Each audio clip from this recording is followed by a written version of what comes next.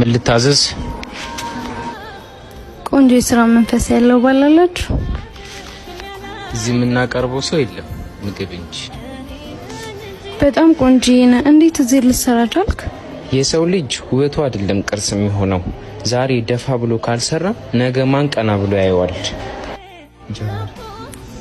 እኔ ጋር ጥሩ ደሞዝ አለ። ለምን አላስቀጥርህም? ውይ እኔ እዚህ ተመችቶኝ ነው እየሰራ ያለሁት። በጣም አመሰግናለሁ። ወይ እሺ መጣሁ። የምትፈልጊው ነገር ካለ ጥሪኝ።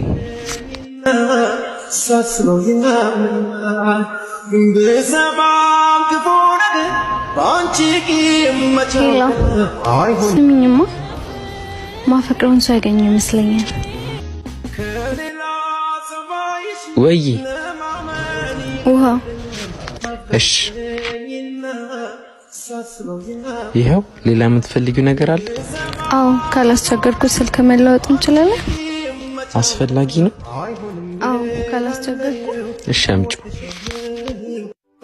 በከቁም ነገር አሟልቶ ሰጥቷት አጀጉር ነው የሷ ምን ይወጣላት? ወይ ስምንት ልጅ ልጠይቃቸው።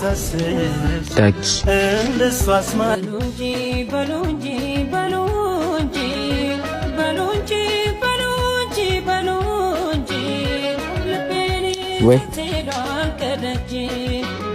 እሺ